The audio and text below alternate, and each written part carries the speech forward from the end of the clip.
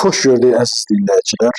Azərbaycan regionunda, məhz bizim regionumuzda, Qafqazda, Avropada, Çində, Amerikada çox heyrətamiz hadisələr baş verir. Çox ciddi və güclü bir siyasi axım var. Şəxsən də Azərbaycan prezidentinin apardığı siyasət kifayət qədər vacib və kifayət qədər də araşdırılacaq bir, gərgin bir mübarizə və gərgin bir münasibətlər halqasını görəcəyik. Deməli, Azərbaycanla Ermənistan arasında olan yol, sülh sazişi. Baxın, Azərbaycan Ermənistanla sülh sazişinə getmək istəmir. Gəlin mən sizə bunun açıqlamalarını və həqiqətən elə bir açıqlamalarını verəcəyəm ki, yəqin ki, siz bunu başqa yerdə eşitməmisiniz. Azərbaycan Ermənistanla sülh sazişinə getmək istəmir. Niyə getmək istəmir? Ona görə getmək istəmir ki, sülh sazişinə gedildikdə Avropanın Qafqaza gəlişi necə deyək, netləşəcək və daha tez və daha sürətli ola bilər. Bu günlərdə Azərbaycan prezidentinin Gürcüstan prezidenti ilə açıqlamasında bildirdi ki, biz Qafqaza Avropa İttifaqını buraxmaq istəmirik. Bu artıq bəlli idi. Niyə buraxmaq istəmirik? Çünki Avropa siyasi sistemi Azərbaycan hakimiyyəti özü üçün təhlükə hesab edir. Yəni bu formada deyək və nöqtəliyək, keçək digər məsələyə. Ona görə də Azərbaycan Ermənistanla sülh sazişinə getmək istəmir və Zəngəzur yolunun açılmasında bu günlərdə maraqlı görsənmir. Ona görə maraqlı görsənmir ki, yenə deyirəm, Avropanın Qafqaza gəlişi uzansın. Ona görə də bugün Ermənistanla aparılan siyasət, bugün Ermənistan hətta bizə mehrini belə versə, mən düşünürəm ki, biz mehrini almaya bilərik. Yetər ki, yəni sülh sazişinə hələ ki gedilməsin. Və vacib olan addım nədən ibarətdir? Vacib olan addım, ikinci addım odur ki, Azərbaycan İsrail vasitəsilə Tramp hakimiyyəti ilə ciddi münasibətlər qurmağa çalışdı. Ciddi münasibətlərlə bərabər mesajlar göndərildi və biz bu mesajların birini bu yaxınlarda aldıq, amma Novruz bayramı təbriki, gecikmiş bir Novruz təbriki ilə biz bunu aldıq. Müəyyən mənada Vitkovun Azərbaycana gizli səfərini gördük və Rubionun açıqlamalarını gördük və bu alov tez bir zamanda söndü. Azərbaycan hakimiyyəti doğru olaraq Azərbaycan öz sülh sazişini satmaq istəyir. Əlbəttə Amerikaya satmaq istəyir. Bu mənada Trampdan müəyyən gözləntiləri vardı. Amma baxırıq görürük ki, Avropaya satmaq istəmir. Sülh sazişini Rusiya can verir. Bircə burada qalan məsələ nədir? Amerikaydı. Amma Amerikada soyuq görsənir. Mən Azərbaycan hökumətinin bu addımını yüksək qiymətləndirirəm. Bəli, biz öz sülh sazişimizi və qarantor olaraq da Amerikanı qiymətləndirə bilərik bu mövzuda. Artıq dediyim kimi Azərbaycanla Amerika arasında o kifayət qədər istilik yaranmış olmadı və Azərbaycanın İranla olan siyasətini gördük.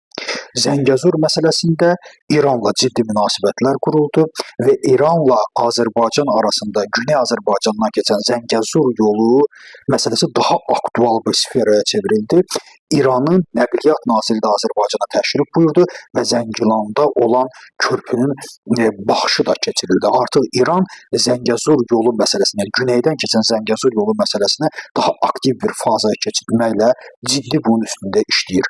Amma burada əlbəttə riskli məsələlər də var. Azərbaycan hökuməti kifayət qədər riskli addımlar da atır. Mən düşünürəm ki, siyasətdə bu riskli addımlar vacibdir. Riskli addım nədir? Trump'ın bugün iki düşmən gördüyü Çin və İran, İranı bugün vurur, sabah vurur məsələsinə baxmayaraq Azərbaycan həm də ən yaxın müttəfiqi olan İsrail bir tərəfdə qalmaqla İranla münasibətlər qurdu və Zəngəzurdan bu yolun keçirilməsində aktiv fazaya keçirdi. Yəqin ki və mütləqdir ki, Azərbaycan bu barədə İsraillə də danışır və İsrail də Azərbaycana başa düşür, anlayır ki, bu münasibətlər sadəcə və sadəcə o yolun İrandan keçməsidir ki, bu da İsrailin narahat edəndir və Azərbaycanın niyyəti yəqin ki bəllidir. Məhz İran məsələsində Azərbaycanı müəyyən mənada anlamaq olar. İndi keçirik ən vacib və ən təhlükəli hissəsinə. Azərbaycan hökuməti kifayət qədər dediyim kimi riskli addımlar atır. Riskli addımla bərabər həm də cəsarətli addımda deyə bilərik. Azərbaycan prezidenti 22 apreldə Çinə səfər etdi. Çinə səfər etməyə bilərdimi? Bəli, etməyə bilər. Yəni təhlükəli sayılır bu məsələ. Niyə görə təhlükəli sayılır? Ona görə təhlükəli sayılır ki, Trump hakimiyyəti üçün iki düşmən mövqeyi var və Trump bütün gözlərini, bütün beynini, bütün iqtisadi embargolarını Çinə çevirir və Çini böyük təhlükə hesab edir. Belə bir zamanda Azərbaycan prezidenti Çinə gedir. Çox riskli və əlbəttə ki, cəsarətli bir addımdır. Siyasət cəsarəti əlbəttə ki, tələb edir. Bunun mənası və məqsədi nədir? Əvvəla Azərbaycan hökuməti fikirləşə bilər ki, bu günlərdə 100 günü tamamlanmaya yaxın olan Trump hakimiyyəti ciddi reyting getirib öz ölkəsində və başı özünə qarışıqdır. Azərbaycan hökuməti ola bilsin ki, fikirləşir ki, nə qədər ki, başı özünə qarışıqdır, mən Çinə səfər edeyim. Əsl məqamıdır. Bu bir. İkinci isə yox, Azərbaycan hökuməti sırf cəsarətli bir addım ataraq, sən ki məni görmürsən, sən ki mən ki sənə xod eləyirəm, yəni müəyyən yollarla səninlə danışıram, İsrail vasitəsilə, dünya vasitəsilə, amma sən nədənsə məni görmürsən. Görmürsən, indi gör. Çünki sənin bütün fikirlərin, bütün baxışların Çinədir. İndi sən məni Çində daha yaxşı görəcəksən və mən buyur Çinə gedirəm və sən nəhayət gör. Və Çinə getdikdən sonra da Azərbaycan prezidenti Çinlə hər tərəfli strateji saziş imzalayır. Hər tərəfli strateji saziş imzalayır. Çinlə Azərbaycan arasında necə viza rejimi də götürülür və bu dediyim kimi çox ciddi və cəsarətli bir addımdır. Trump bunu görməmiş deyil, bunu mütləq görəcək və Azərbaycan hökuməti də bu mesajı Trumpa vermiş oldu ki, nəhayət gör. Məncə fikirləşirəm ki, gördü də.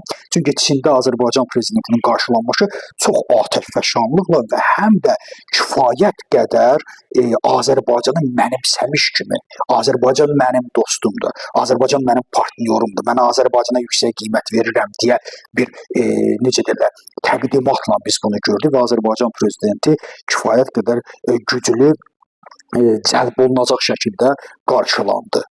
Və indi artıq top belə deyək, Trump hakimiyyətindədir. Trump bu məsələyə necə yanaşacaq? Bu yanaşma çox önəmlidir bizim üçün. Bunun önəmi ondan ibarət ki, Trump görə necə yanaşır? Bir, Trump əgər bu məsələyə də süni üstündən keçərək, çox diqqət yetirməyərək yanaşarsa, artıq Azərbaycan hökuməti Çinlə öz əməkdaşlığını daha istifazəyə keçirməklə daha ciddi Çinə doğru addımlar atmış olacaq. Əlbəttə ki, bu, yenə deyirəm, Trumpın Azərbaycana baxışı və bu barədə açıqlamalarından çox şey asılı olacaq. İkinci bir məsələ ki, vacib məsələ bu günləri orta yol, yəni Zəngəzur dəhlizidir. Dedim, bu Zəngəzur dəhlizi artıq İrandan keçməklə indiyənə qədər 400 milyon tondan çox yük daşınıb, amma bu yük həddindən artıq çoxdur və bunu aşırmaq lazımdır. Çinə bu çox vacibdir, Avropaya bu çox vacibdir. Sadəcə olaraq Azərbaycan hökuməti Avropanın istədiyini vermir. Avropa istəyir ki, Zəngəzur yolu olan Qafqazı öz siyasi, necə deyərlər, ərazisi hesab edir və istəyir ki, Zəngəzur yolu keçən Azərbaycana, Qafqaza tam sürətdə bir demokratiya və yaxud da ki, Avropanın siyasi xəritəsinə daxil olsun.